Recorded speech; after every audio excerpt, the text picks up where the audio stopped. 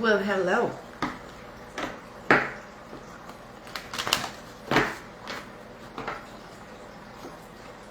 sure we're all lined up here.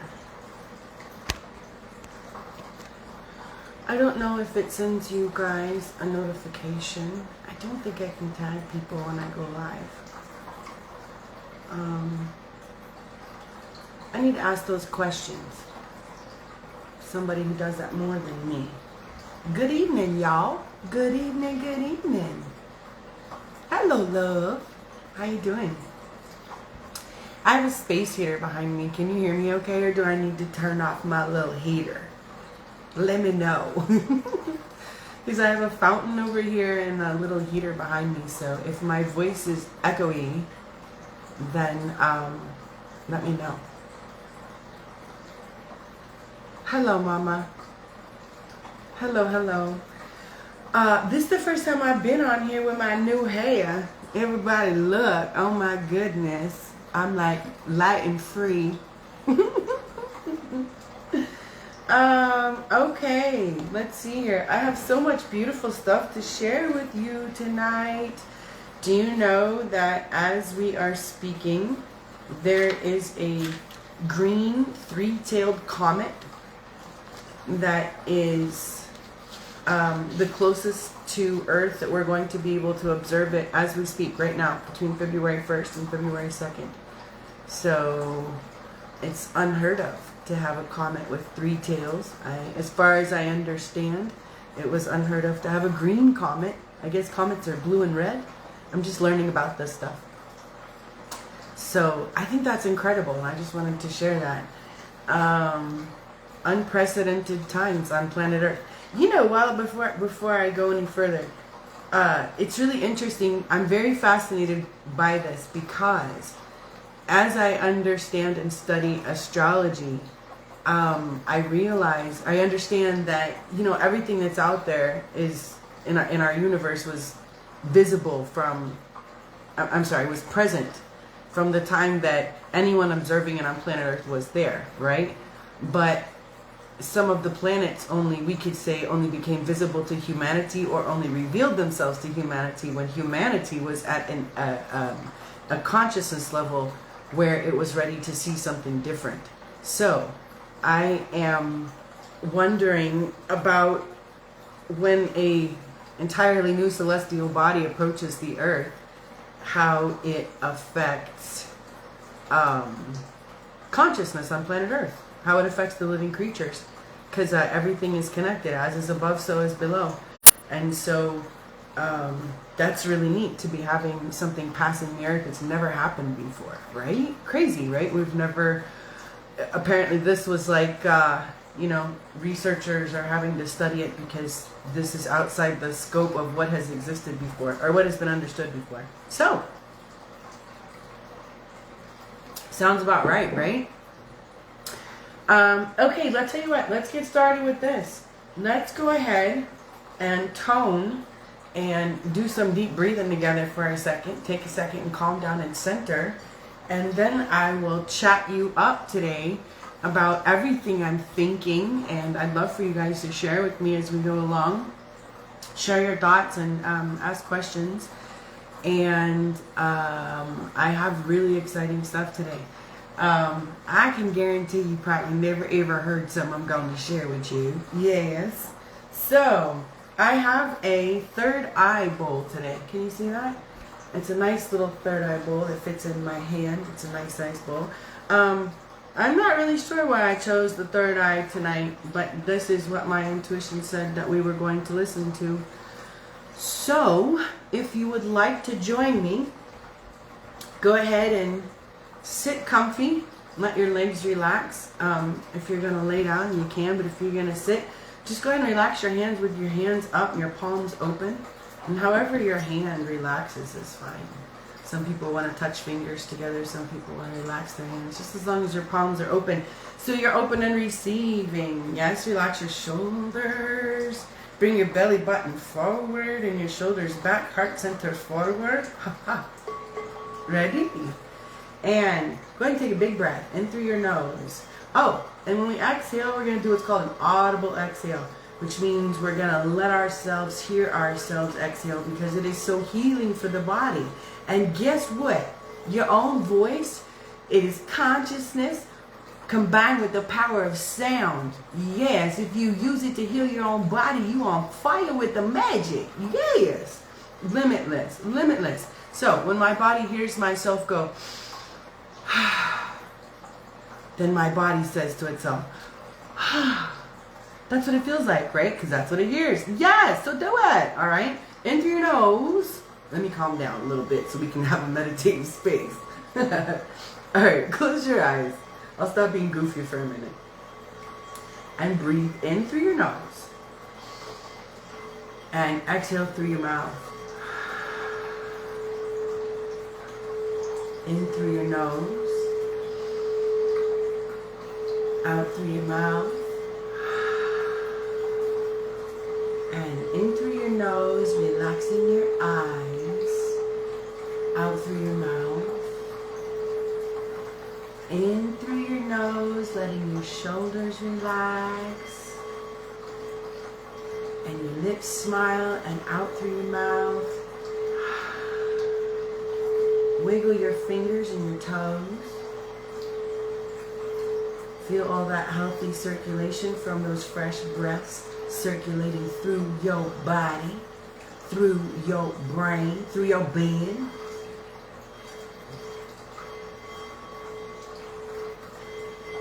And if you would like, you can repeat after me out loud. I am a tool of God's use. I am a beacon of God's love. I am an instrument of God's will. And all is well with my soul.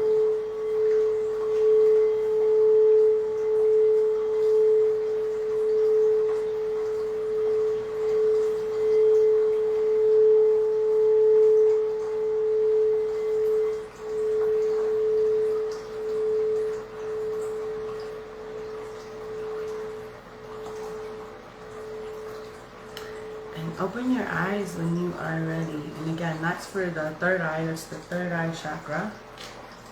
I am doing a lot of meditation work and classes on chakra healing right now. So if you're into that, be sure to check my story for events and info that I've been posting lately. So let's get to it. Let's talk about what we came here for tonight. All right, so let me first start off with telling you where my head's at when I do some of these, what motivates me to share what I choose to share at that time. And I'll start right off with, I saw the Avatar movie with my family. Now, when we go see a movie, or especially when I go see a movie, it is a, how would I say, a costing sample of society that I am not exposed to as much on the regular because I do not watch television and I do not listen to the radio, and I'm very selective about what I allow to come into my beautiful personal sector, whether it be through my eyes or my ears or my skin or my nose or my mouth or my consciousness. And so since I don't interact with that every day, when I go watch a movie, I am like, it's really, really impacting. That movie made me feel ill. Actually, I had such a strong reaction to that movie at the end. I wished I could cover my son's eyes who was sitting next to me. I know to those who watch video games and stuff like that, I sound like such a prude, but follow me here. It was my gut instinct to want to get up and leave and think he shouldn't be seeing that at the very end when two adults had two children with knives at their throats, and all the females, or I won't say that. Just that alone, okay? That alone.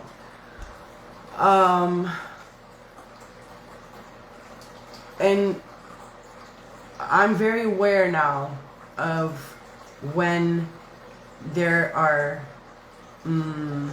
how would you say, trends that are trends or campaigns or movies or whatever it is that are meant to, how do I say it? This shit imprints us. This shit is engineering. Like, the more that you see something that you know, scenarios that should not be taking place, the more it very quickly becomes normal. I think I spoke about the energetic street when I did the last one of these. You know, the more that you watch something, and even if you think it's horrible, the more you watch it, the more it becomes normal. And these movies and this bullshit on this media is the easiest way to permeate your subconscious, so that the things that start happening in your neighborhood and in your community and in your society don't seem so heinous. So I think I'm going to go back to not taking any more of that mess in. And I would bring that to the forefront of the consciousness of those that are watching it and taking their kids to watch it. It very quickly becomes normal. It very quickly becomes normal. And since these are the, you know, children watch what we do, not what we teach them with our mouths. They model our behavior. How much of this mess are they taking in a day? How much becomes normal? I also learned that divorced men are 8 times more likely to commit suicide than women.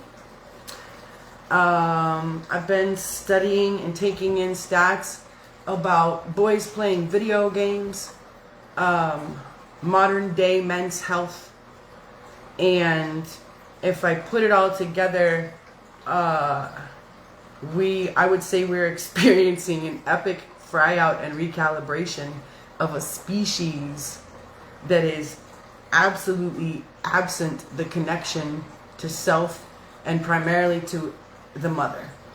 That's what it comes down to. We as a species have broken from an initial connection which we're supposed to have when we come to this planet, which is essential for our fundamental well-being and balance.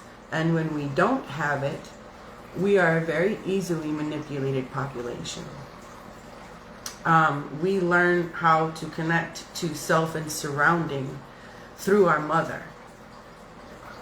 The way mom models behavior about how she treats herself and interacts with the home is how we learn to treat ourselves, depending on which, I was going to say sex, but whatever you want to say, gender role or whatever role you identify with, you're going to be somewhere on the spectrum depending on how your mama was.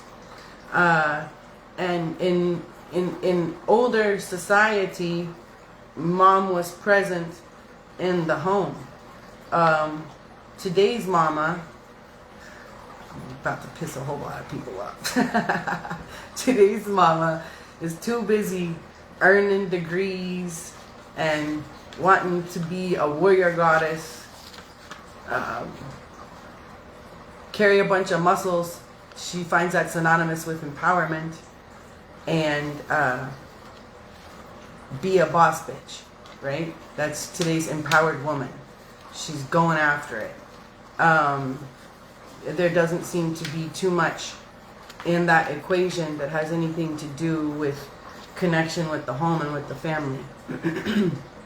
Now, I am not talking about genders here and who needs to do what. I'm simply saying that there is a role that mother plays in connection in the home and with the species, and when it is absent, the family does not function the same. And we're a very easily manipulated population when you create this dynamic. I'm not slamming on anyone. I was that woman. I not only got the muscles, I created the strongest body. I mean, like 163 pounds, 5% body fat, natural. I wasn't just strong for a woman, I was strong for a man, you know. I have created my own business. I've owned my own home. I've done all these things so well that I did feel that, like, not that I was consciously embodying this behavior, but if I was a man wanting to play with me, I would probably be like, well, how do I even play with her? Because, you know, I'm at the top of my castle that I own, that I built. And I'm looking over being like, can you scale that wall? I bet I can do it faster than your time. You know, who wants to play with that, right? And I think that's fun. And that's what's going on right now. And the thing is, the female suffers horribly in this scenario because she doesn't even realize that she's lost her power. And we end up effectively castrating the males by becoming this warrior creature. And the epic fry out is the kid that can't take care of himself. So I operated like that for like I was in that role when my girls were younger. One of my daughters and I talk about this, how, like, she calls it, what does she call it? Hyper individuality or something like that. You know, being that super go-getter mother that can do it all by herself and is ultra capable and doesn't need anyone's help and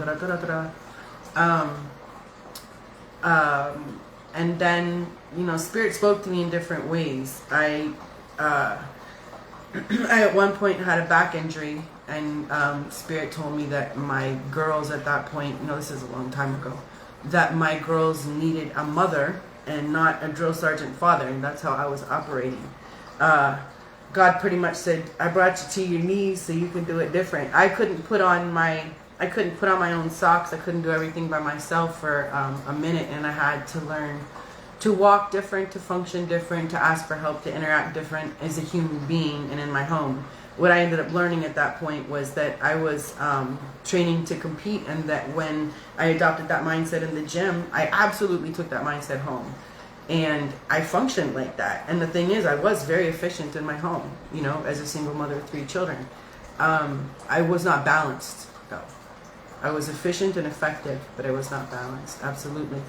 And then, you know, quite some years later, I see things a whole lot different, and I've had the beautiful ability to learn about some of the social engineering, we could say, some of the ideas, campaigns that get created that have an effect on our learning, our education, our indoctrination, and where those come from. So today I want to share some about that social engineering, where it comes from, how it might be. You might be surprised how this stuff is. The biggest reason that I am choosing to speak about this is because I absolutely love man. I love man. I love men. I love how sensitive, how kind, how gentle, how strong, how brave man can be. Absolutely. I absolutely love man. And the engineering which I feel that humanity has been under renders man useless, devolving, incapable, and headed nowhere fast. And I think that the way that women think that they are empowering themselves is not only counterproductive for the solution, but it's part of the problem. And the women are under the engineering so thick that the stuff that they think is actually empowering them is taking them away from the very connective glue that they need to be in themselves and in their relationships in order to create change and connection that is going to be the solution for our beautiful species. You know, we have a whole lot of before I started dating my boyfriend, I really wondered if I was going to be able to find someone to date. And I'm not isolated in thinking this, because I've had lots of combos with lots of women with a whole lot of span in ages, okay? And when I share this, I have a large male following. When I share this, I am not slamming on you guys. I really feel like I operated in most of my early adult life in this same role that man is under. And, you know, we were saying when we would get together as women, like, what's going on with men nowadays? Like, they're either on video games, or they want to, like, just watch a movie and that's it, and there's nothing else going on. There's no participation.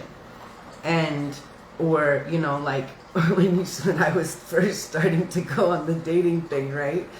You meet a man and he's like, you know, hey, I've got 2 businesses and 3 cars. And you're like, that's nice. He's like, yeah. I got 2 businesses and 3 cars. And you're like, that's awesome. What are we going to do with those 2 businesses and 3 cars? Like, how are you going to play with me? So I got 2 businesses and 3 cars.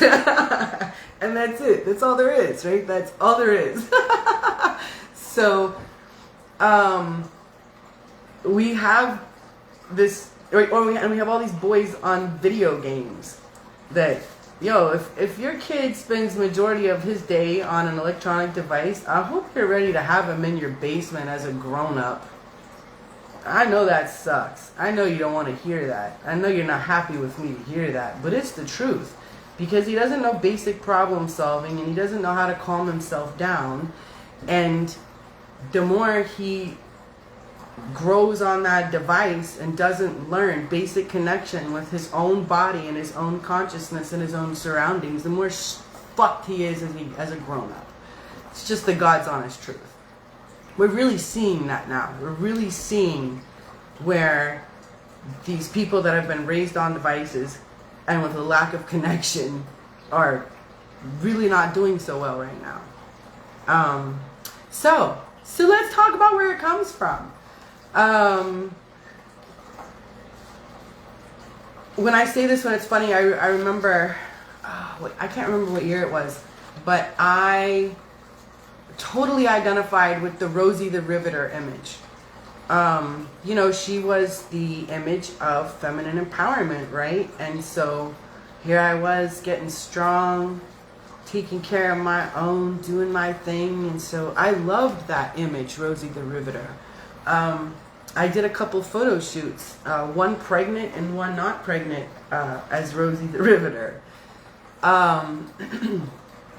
And that's one of those campaigns that, you know, feminism, Rosie the Riveter, anything geared to take the woman out the house is an undermining campaign for the family. The minute you take the woman out the home, you're jacking with the family. And the minute you jack with the family, again, you have a very manipulatable species.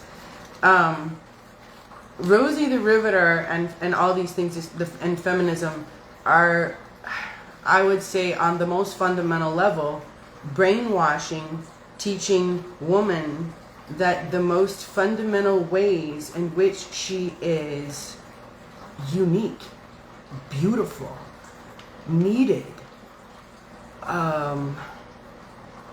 desirable, valued, honored, righteous, you name it. The ways that she is just inherently and innately these things, these campaigns tell her she is not, they are not enough, and she needs to go become a performance-based creature and step out of her innate, inherent, emotional, in tune, intuitive uniqueness and get stronger on the outside and compete with others. Okay, right there, that is male-based thinking. You gotta go out and conquer something. That's damaged male thinking. The feminine side of something is receptive. It's to sit still and let it come to you. The masculine side is electric. The feminine side is magnetic. So the art of feminine balance, the art of feminine allure is to bring something to you. It's not to go out. These campaigns tell women that what you do, no one appreciates. And because they're all over her face, she thinks, well, I have to go do something more then, because what I am and what I do inherently are not valued. I found all these old ads recently. I'm going to start putting them on here, and you guys can see them in my story. But they're like, because I've been digesting this stuff for a long, long time.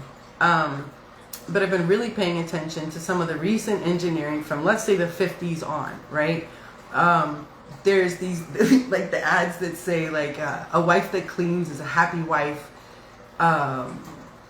You know, get your, anyway, I'd have to show them to you to have you, but all these images that make women think that she has to do these things a certain way.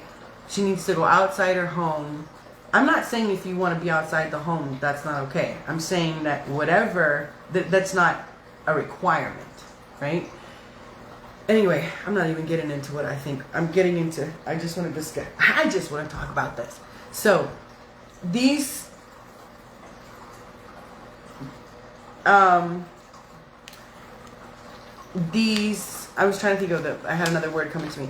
These campaigns are formulated, like a lot of these are Rockefeller, Rothschild funded.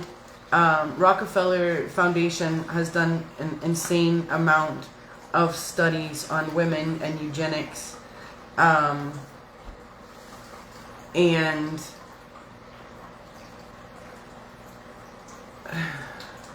I was trying to bridge into this other one, but I can't get there. Let me pause. And let me pause for a sec. Because I don't want to go too far down the rabbit hole. It's not really constructive, you know. That's another thing. I think it's effective and I think it's beneficial to learn about some of this so that you can create and become the solution.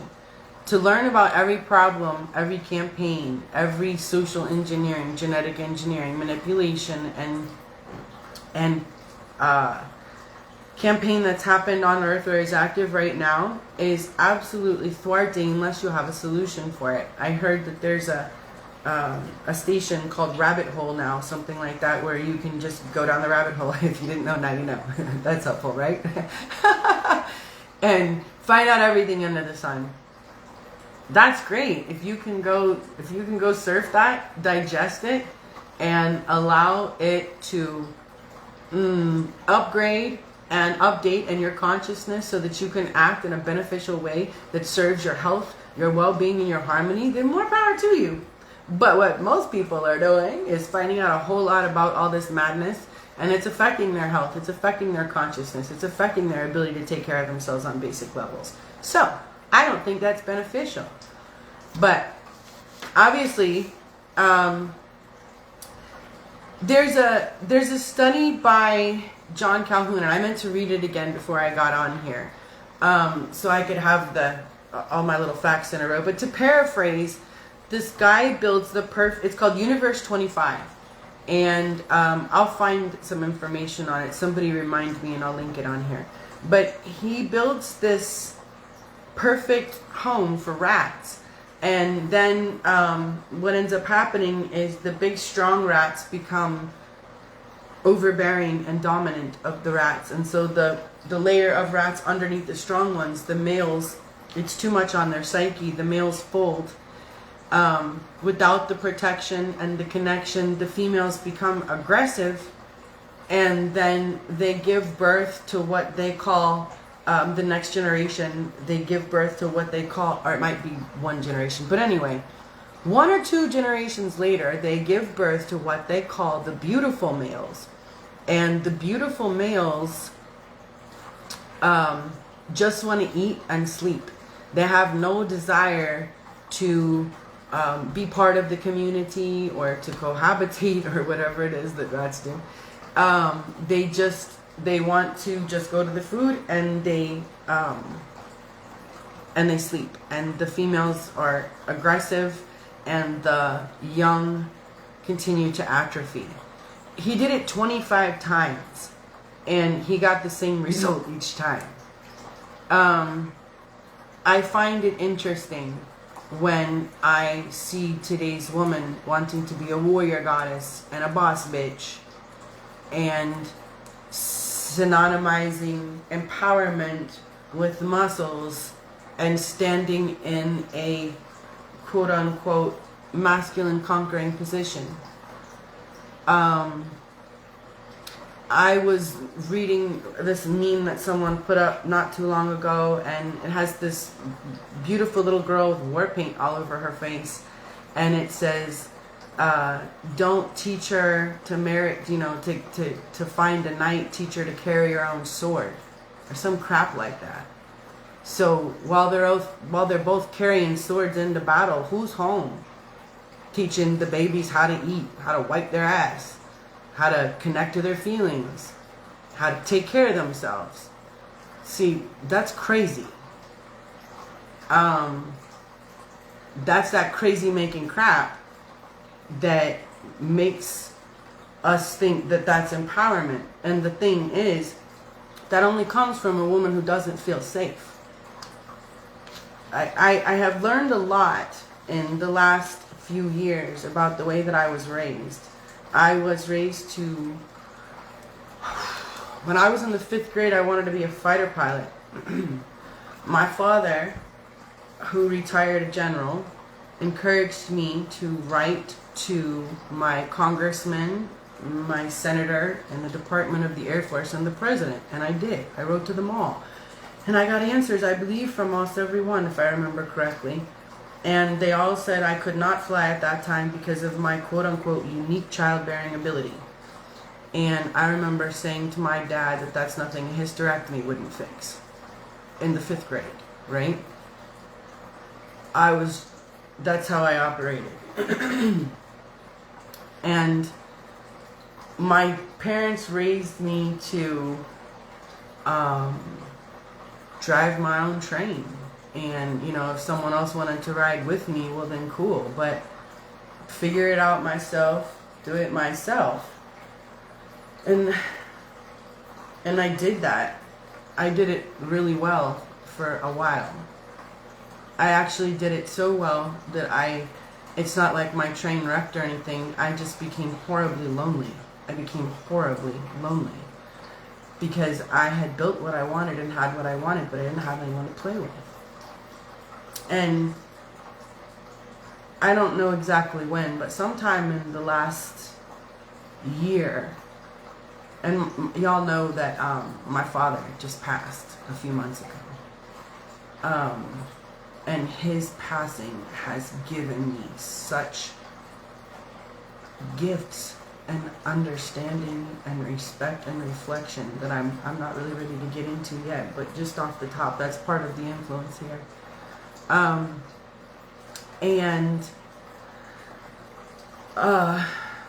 lost my train of thought on that. Goodness, let me go back, hold on.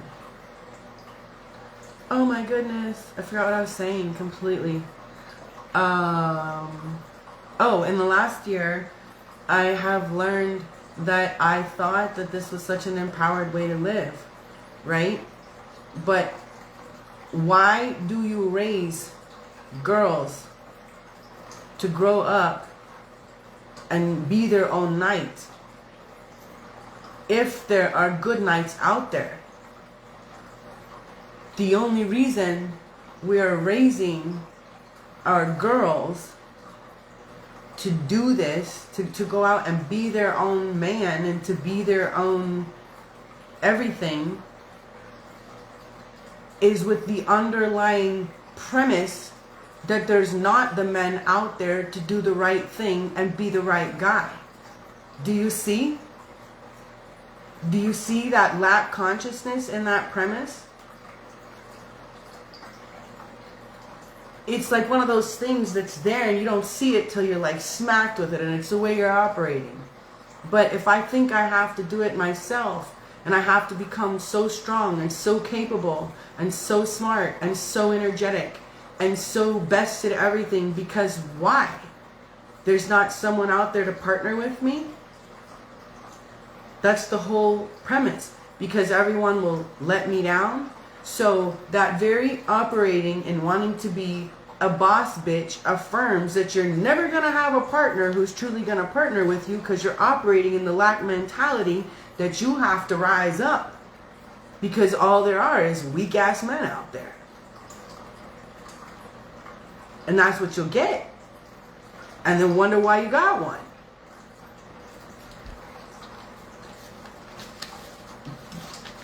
There are letters written a long time ago called the Willie Lynch letters. They were not written by a man named Willie Lynch. They were written. I have that info. I'll look it up if you guys are interested. But I forget what year these were written in. But they were supposed to be written from a slave owner, and the slave owner was writing to other slave owners, and the paper was titled "How to Break an N." I don't even know how to spell that word. I won't say the word. The Nigger, bitch. Okay. So in these letters, the man says,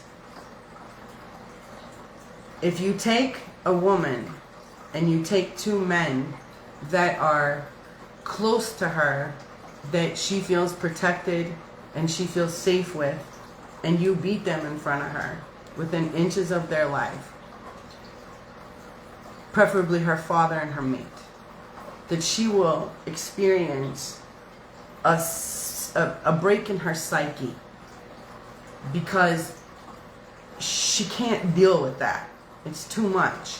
You know, whatever end of the spectrum you are, just to use basic humanity, if you have a big strong woman, there's always going to be the male that is bigger and stronger, if we exhaust the ends of the spectrum, right? And so on a very fundamental principle, the female does know that the male is bigger than her, that the male is supposed to protect her, right? And so in this scenario, when this happens, this woman cannot handle that. She cannot deal with that, because that means that she is unsafe, right? So at that point, what she will do is she will step in front so that she will lead, and she will become the stronger one. And what she will inadvertently do is raise extremely strong, capable, dominant, aggressive females and castrated males. Because in her mind, if you're too strong a man, that's what happens to you. And so the woman's going to have to carry the ball. That's some deep shit. Now, as I said, it was not written by the man Willie Lynch, but that thinking is very much what permeates some of these campaigns that say, you have to rise up and take care of it, because he can't. And you know, if you think about all this, why such an effort to undermine the family? Why such an effort to undermine the woman? Why take away her creativity and self-expression? If the doing is so damned important, what the fuck do you care that she's creative, connective, and present? Therein lies the golden question. That energy is the most protective, clued in, and connective energy on Earth, or I should say of our species, of the mammals. I'll give you the example of the mother bear. And the thing is, these creatures, I won't say people, there's a whole lot of bodies on Earth. There's less souls. There's creatures that created some of these, like the campaign I was just talking about, with the Willie Lynch letters. Now, why? What's the point in breaking that woman? Because you see her strength in the family. You see that when she is together, she seems to hold the family together. The family seems to thrive. You know, we used to have communities. I was speaking to a man about this the other day, where, like, you know, there was a mom home, and so if someone wasn't doing what they were supposed to do, your mom might not be there, but someone else's mom was gonna see. She was gonna whip your ass, and then tell your mama gonna whip your ass when you get home too. And so there was no getting by in the neighborhood because of the mamas. That energy on earth, that mother bear energy. You know, when a mama bear rises up for her kids, no one says, "Oh my God, that bear is completely out of character." No. And all humans seem to understand, right? If you come up, you hear videos about it all the time. People drive up on some cute little bear cubs and they're like, "Oh, look at the cute little cubs." And then the only smart human in the car is like, "Yo, we gotta go. It means mama's here." And then sure enough, if mama shows up and turns over the vehicle, everybody's like, "Dude, you knew you had to do that because you should have left because the cubs were there," right? And everyone seems to understand that inherent, that energy, that response from her is inherent in her momming. That degree of protection, that degree of rising up is normal for her. No one says, "Well, my God, that was too strong of a reaction. That was too much. I mean, did she really have to go that far? She's a fucking mother bear." Yes, she had to go that far, right? That's the same energy that rolls through the mama when she is unrestricted, nurtured in her creative, connective presence, and empowered in her feminine strength. That's a nurtured mama, though. That's not a fear-filled mama, and that's kind of hard in today's society with all this stuff going on. You know, the primary break comes from when if we're not for each person. You know, this stuff, you may not think it affects you, but it affects our collective. It affects all of us. It affects us because if we're not connecting to ourselves, we're not connecting to our surroundings, there's no such thing as community. There's no such thing as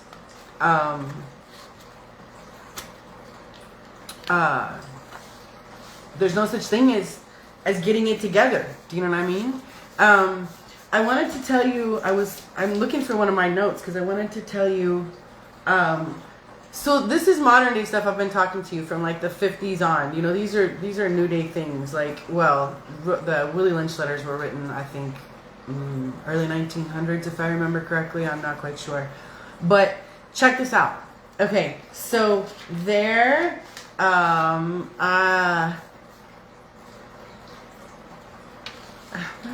I'm unorganized. This stuff goes way back, though. This is the part I want to tell you that I can guarantee you have never ever heard about.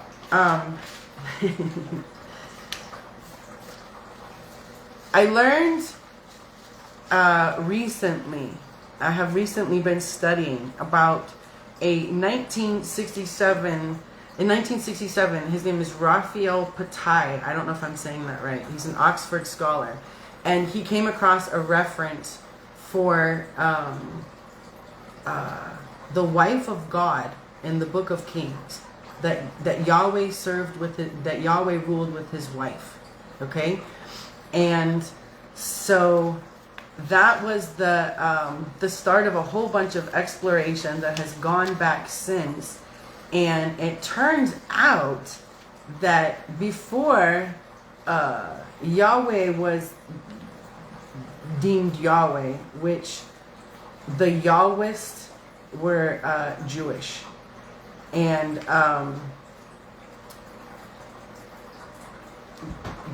before God was referred to as Yahweh, the oldest reference of God is referred to in this planet as El.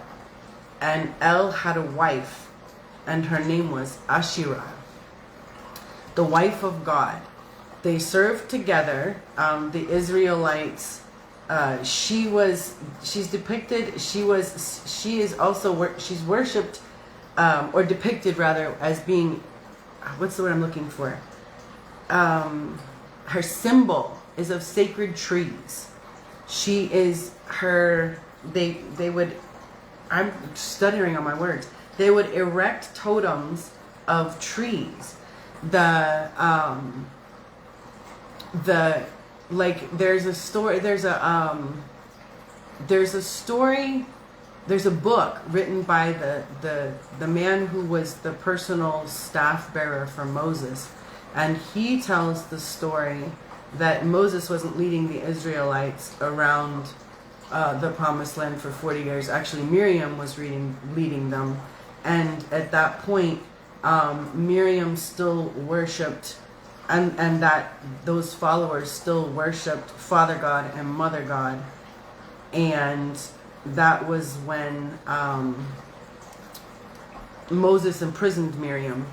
And like in Deuteronomy, in Deuteronomy 12, it refers to the destructions of her shrines. And she is systematically removed from worship and from any kind of, it's forbidden to speak about her and forbidden to worship her.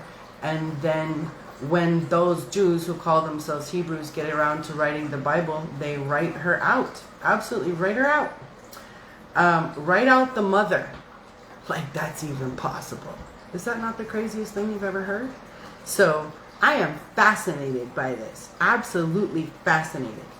Because I gotta tell you, on a planet where everything is equal parts, male and female, that never made much sense to me to begin with, right? And this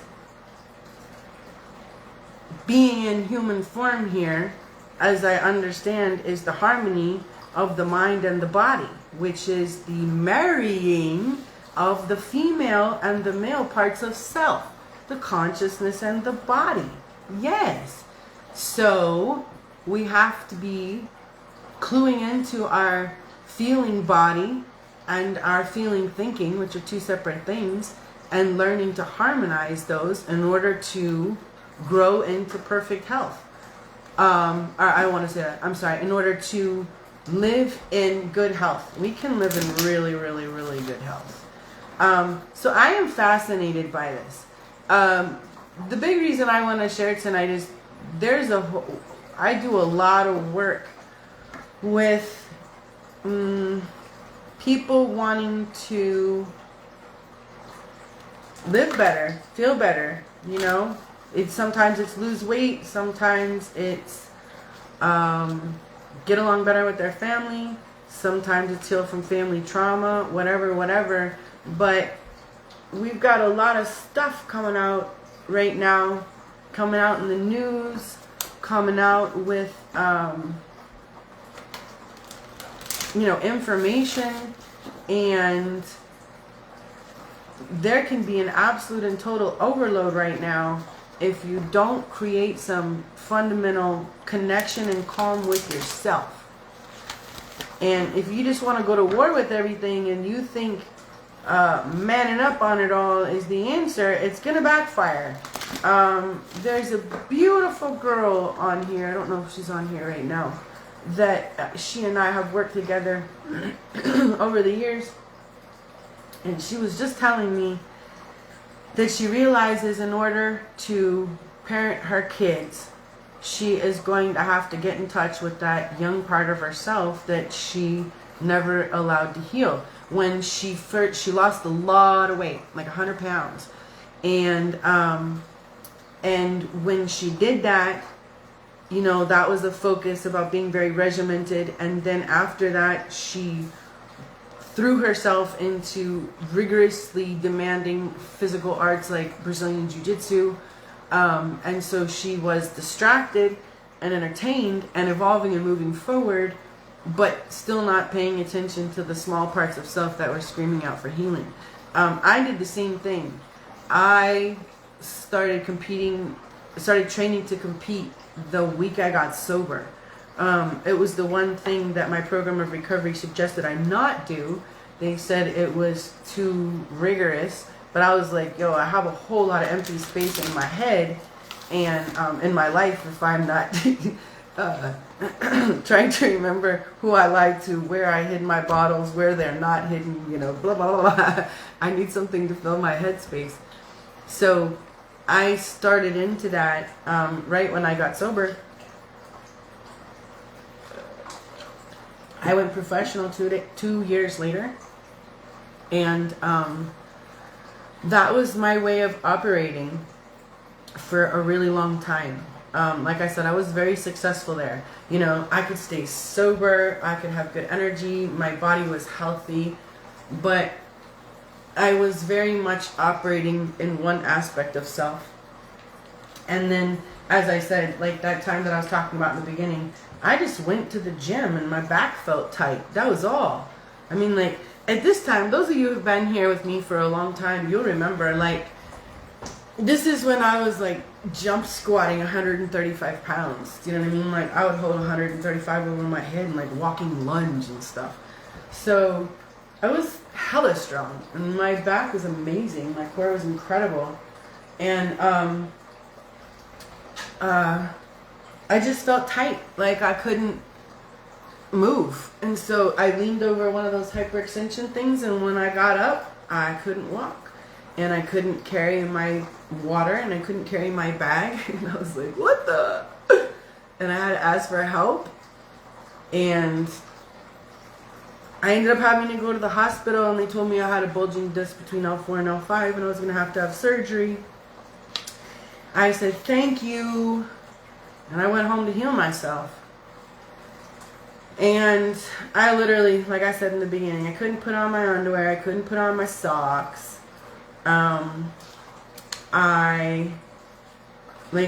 It was horrible. I had to ask for help on everything.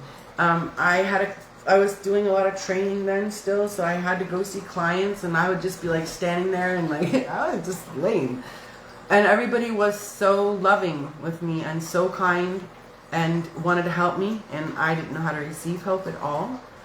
And I didn't know how to let people see me hurting and people see me weak. And I started, and I really delved into holistic healing. I laid on the ground like every day, hooked up to EMS, electromagnetic stimulants on the electromagnetic earth, grounding, holding shungite harmonizers. Yeah. Toning myself with the balancing chakra frequencies. I changed my diet. But anyway, I went into meditation, and Spirit said, I brought you to your knees to serve your kids. Like, I don't hear voices, but I get pretty clear messages. And at that point, my girls were juniors in high school, and my son was 2, and I was operating like a drill sergeant. Because I was in survival mode, because I was scared, and I felt like I never had enough anything. Do you know what I mean? I didn't have enough time, I didn't have enough money, I didn't have enough energy, I didn't have enough knowledge, I didn't have enough knowing how to parent. I mean, it was just like, you know, I just felt empty in like lots of ways. So ooh, I got a big old wave now. See it? It's awesome. So I had to learn that conquering part of me was literally arrested. Like, I felt like Spirit put that part of me away, so I had to learn how to operate in other parts of me that were present, but I did not know how to use them. It's so funny, because like, now I'm really trying to work on being ladylike. And, you know, if you called me that before, I would punch you, because I didn't like that. I know, isn't that crazy? But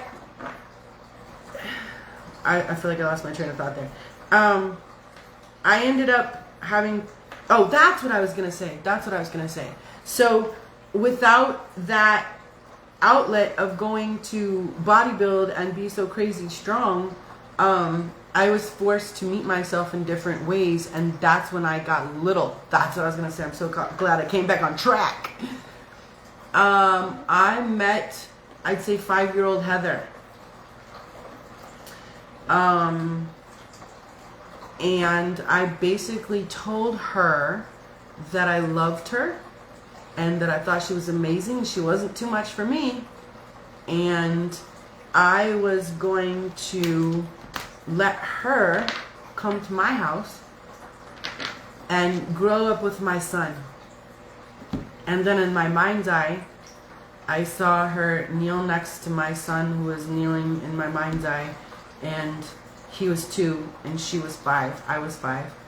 And I told her that I was always going to think she was neat, and that I was always going to want to play with her, and that I loved her.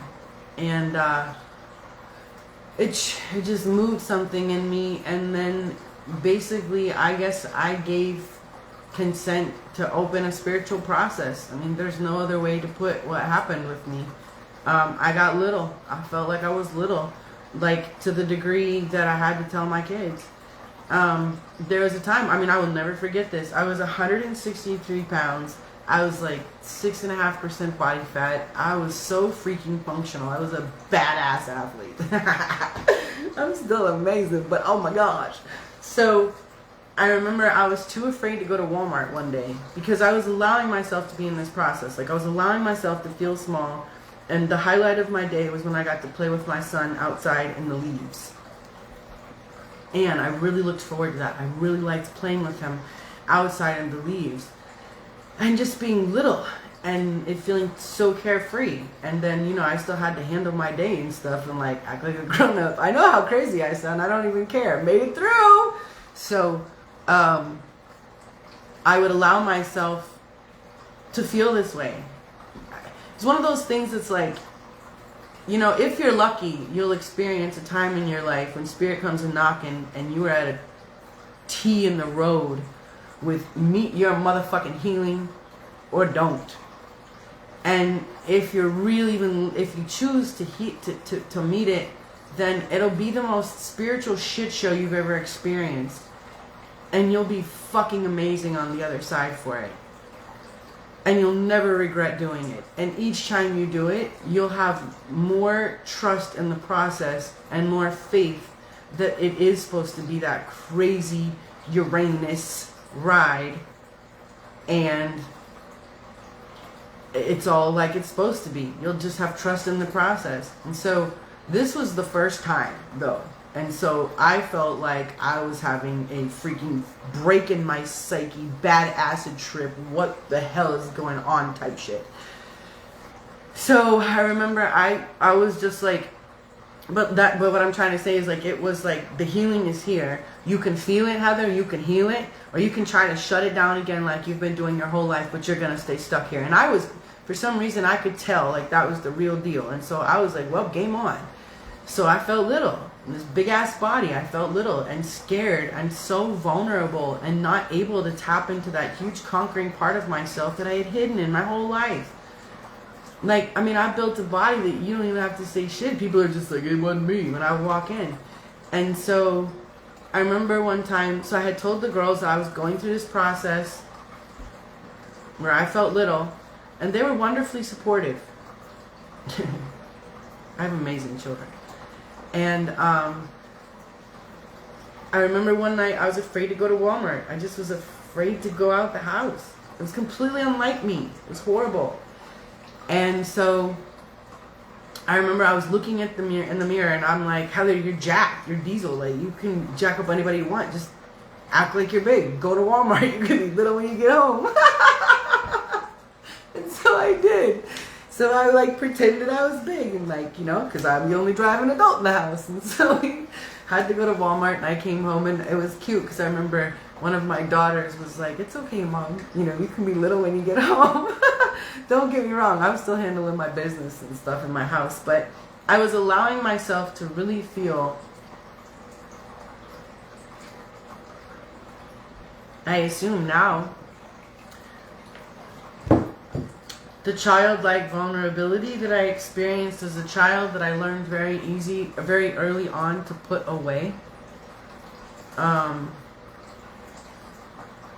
to not, I think I chose not to connect with others and not to ask and not to seek solace. I chose to just be by myself sometimes, you know? And so I didn't develop those connections of soothing myself or really knowing what's going on with my feelings. Do you know what I mean? Like, that's why I fucking did drugs and drank alcohol for years. So, you know, you can abstain from substances. You don't have to meet yourself, though. You can even engage in a whole lot of behaviors that keep you not meeting yourself. But, excuse me. If you decide it's game on, that you are going to evolve and you're going to grow. And by the way, if you decide you want to do that, you can simply say that to Spirit. Hey, I give my permission to grow my consciousness, to become more of my higher self. You can say that at any given time, and Spirit will provide, and the process will commence. But make no mistake, most of my growth has come from circumstances that force adaptation. That means shit that suck. Things that hurt. Because in those things that hurt and make me uncomfortable, I am forced to make change because I don't like being uncomfortable. And I no longer don't like not knowing and being alone. So it does always force more connection, adaptation, and evolution, which is always a good thing. I was in a meeting yesterday, a meeting of my recovery, and someone was saying something about if we didn't have to think that bad circumstances were bad. And I was like, well, if I took the word bad out first, it might help. But if we did not automatically assume that circumstances that are uncomfortable are negative in impact and outcome, well, things would be completely different. Like, if you could just decide that everything that's happening is for your growth and for your well-being, and it's happening in the most direct path, then you could assume that you're right where you're supposed to be, and that everything that happens is just a situation for you to find better navigation. That's it. It's not bad. You're never getting punished. It's just that perhaps you require some more skill in navigating in this other way, or connection down this other path. You know what I mean? And so this is helping you move. How about that? I'm going to pull a card for all of us tonight. Oh, what else do I have to tell you guys about? Yo, go check this out, for real though. So, God had a wife, and her name was Asherah. I'm going to say it again. Asherah. I'm going to say it one more time because I like it. Asherah. Beautiful, right? Go find out about that. She is mentioned in the Book of Kings, and you can find out all about her. The Israelites worshipped her too. Well, them. They were a couple. Balanced. Yes. Join me on the full moon, which I think is February 4th. It's the Leo full moon. Woo, time to step on stage and wear your truth. The most courageous full moon of the year. I'm going to do a reading for everyone, and I have a super big announcement about my most big project that I have been working on recently, and I'm so excited to share with you. I also have, I thought I had one of those little things. Oh, here it is. I have a special on these cute little, isn't this adorable? This is a 3-ounce jar, and I am making body butters for $19.99. I'm having a flash sale, so if you are interested in a in a 3-ounce, also $19.99, a 3-ounce whipped body butter, you can purchase one of these. They're not uploaded to my store yet. You'll have to DM me. My body butter heals eczema, skin irritations, broken skin, you name it. Amazing. And all of my products are charged with bioscalar energy. My packages. So when you use any of it, your body becomes immune from Wi-Fi, cell phone, and ELF wave disturbance for 2.5 days. All of that mess creates a whole lot of radiation floating around, coming in through your skin, coming in through your electromagnetic field.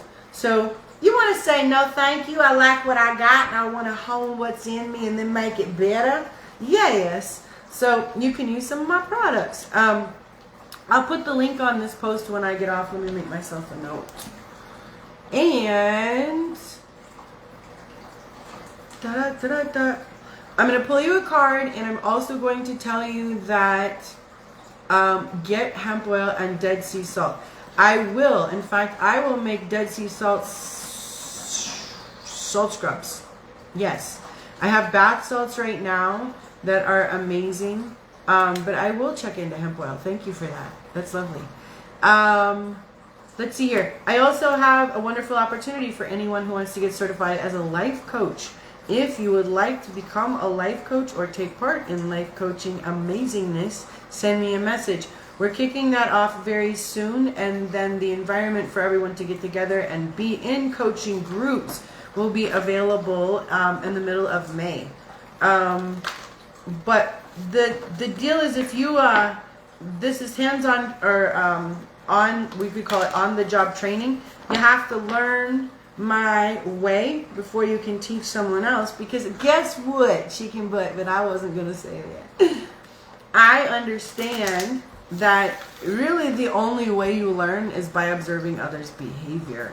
Because if we learned with words, we would be a different species. There's a whole lot of books and a whole lot of that running around, but it doesn't go down that way, you know? So if you are interested in taking my certification and then having the opportunity to work with me after, please send me a message. All right, card for today. I'm pulling from the Goddess deck. I read from the Goddess deck for men and women because I do think that this beautiful divine feminine energy is what's needed in our species. Yes. Whoop. By the way, ladies, I'm talking to you. I'm charging you with all of this. I think we females are the solution. I do. I think we're going to have to help the men. I love you, fellas, but I think it might be we have to take the lead and give you a little bit of love and a help you. Come on. Yes, I do. I'm on record saying it now. Okay, check it. We drew Isis, Rebirth. Number 24, 2 and 4 is 6. A circle of balance. 24. What's she saying? Let's see here. The process of soul retrieval, resurrection, and rebirth is the theme recurrent through the stories of the Egyptian goddess Isis, the one that she invites you to address now. This is a powerful moment to see some of what you thought you'd lost go through a process of regeneration to live again. Like magic, the pieces of you that were considered lost in old wounds and stories are ready to be reclaimed in a healthier, more mature version. Where you are hopeless, now there is hope. Where you lost faith, you have the capacity to have even more now. Where there was inequity and injustice, now you can see a better way. Where you are abandoned, now you can choose you. You are ready to face these parts of yourself and to gather them together as you step into a newer, more powerful version of yourself, your work, your relationships, and your creativity. Have courage. Let go of blame. Claim your accountability. And then co-create something better. You can do this. The goddess Isis has come to help you as a potent supporter of your growth. I love that. I love the synchronicity in everything I was just talking about. First of all, I think it's a pretty powerful process of regeneration to find out that God had a wife. Hot snap! I'm just saying, right? Mind-blowing. And yet, it kind of makes sense. And then, you know, I'm only sharing some of this caca craziness about these campaigns and the thinking and what it creates, because once you know, you can't unknow, and you are the solution. The good news is you're the solution. The bad news is you're also the problem. I have gone back and forth for years wondering how much of the problem to share. For some of you, it is probably shocking to hear me discuss anything that's wrong at all. Or I won't say wrong, I'll talk about engineering. But what I've also started to understand is that you do have to see it and feel it to heal it. And once you are aware that some of these things may be permeating your thinking and your ways of operating, and that you can choose a higher, more loving, more connective way, then everyone benefits. If you're a mama, if you are a woman, if you are in anybody, but especially if you are a mama,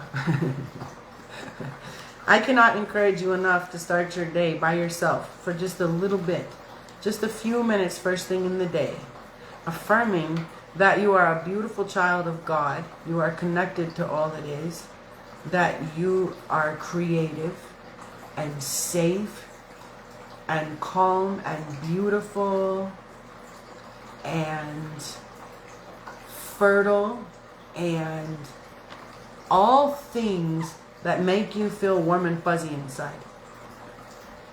And try to create that space inside yourself and let it grow a little bit each day on a daily basis. If you can create that, you will one day be able to model it for your kids. Our children need to be able to create their own calm in a day. I have to tell you, a couple weeks ago, I walked past my son's room and he was writing on his journal, and he looked around at me and he was like feisty, and I looked at him and he said, I have to take a break. I'm just too frustrated. And I said, all right. And he said, so I'm journaling. And I was like, all right then. Apparently the program he was in had locked him out, and then he couldn't use the password to get back in, and blah, blah, blah. So he had decided, he had recognized that he was too frustrated to participate anymore, number one. Number two, he had decided that he would go journal as a ways of connecting with himself and calming himself down. Can I have a hallelujah? I did things differently with myself when he was little, so that he would see it, and I took the time to do it with him. Like, he meditates every morning. He does 15 minutes now. He started with 5, and then he did 10, and now he does 15, and we're about to up it to 20. He's 11. And he does it first thing when he wakes up. I take time first thing in the morning to connect to myself, to decide who I want to be in a day and how I want to operate, so that I can set that space before I go approach others. Otherwise, I have a very reactive day based on what others choose to do and how they choose to operate, and then I decide how it affects me, which is not what I want. I want to have a proactive, co-creative day where I am choosing my interaction versus responding out of fear or lack of awareness. So, and it works for me. It's very beneficial for me. It's very beneficial for everyone around me. So, if anyone has any questions, you can holler them at me. If not, I really thank you all for being here with me. Oh, and I didn't say this in the beginning. I thank you for your support, and I thank you for watching me on here. And please bear with me as I start. I'm figuring out what time of the day I want to do this. Like, these lights that I have, they bug my eyes out. But I feel very like I think this is a good time when. A lot of people are available later at night. Sometimes people need something peaceful to listen to later at night. And my house is quiet, so I tend to think better. But anyway, I'm working out the times, and I'm working out getting on here. So thank you for your patience, and thank you for your support. But I'm grateful to be here with you guys. And join me on the full moon for Leo. Like I said, I think it's February 4th, and we'll do a reading for the collective and increase our energy for our solar plexus so we can stand in our power with all our courage. I love it so much. And roar our truth. This is a really big moon for me. I have Saturn in Leo. So if you know anything, for those who don't know, well, I'll just tell you this. You have a natal chart. When you were born, all the planets, everything was in a certain spot, right? And so if we look at that chart, we can tell a whole lot about what's going on with your soul, what you're doing here, what you did before, what's good for you, what's not, all kinds of cool stuff, right? So your Saturn placement, wherever Saturn is on your chart, is something that's really hard for you. You might show restriction in your own life, and you will need others to help you get through it. Okay? It's something you're not going to be able to figure out by yourself, and you're going to need others, and it's challenging. So I have Saturn in Leo, and in a placement that it's really hard for me to step on stage.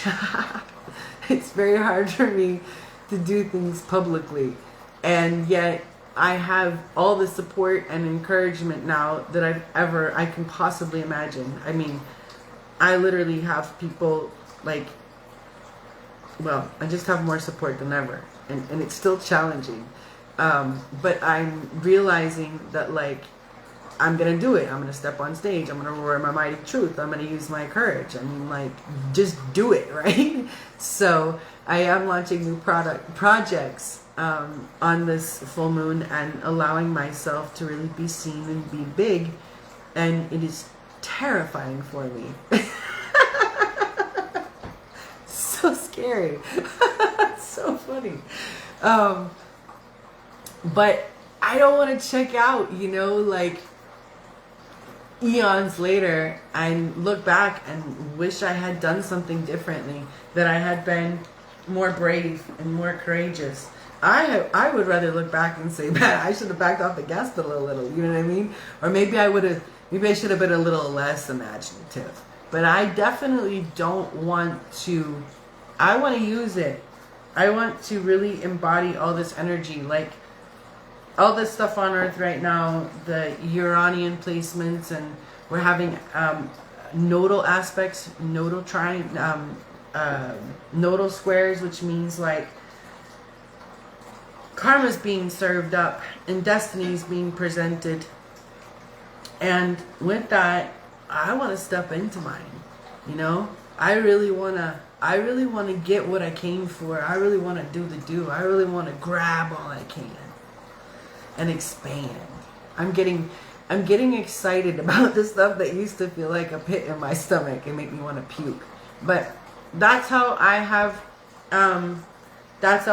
healed from one thing at a time. I have walked through that shitty feeling in my stomach back from you know, I had a remembrance today of when I was first trying to get sober one time, and I was at a Best Buy, and I really wanted to drink in the middle of the Best Buy.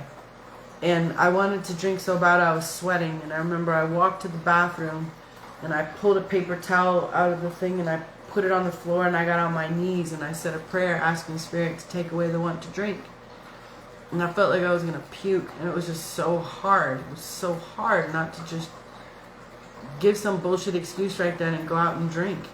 And I didn't, and I got through it. And I had a lot of times like this, and then, you know, then a lot of times became a year, and then the year became multiples, and then in that I've been allowed to have other experiences that made me feel like I was going to puke, and I was super fearful, and I've been able to step into them, sometimes jump into them. That's the whole reason I jump into the ocean when I see it.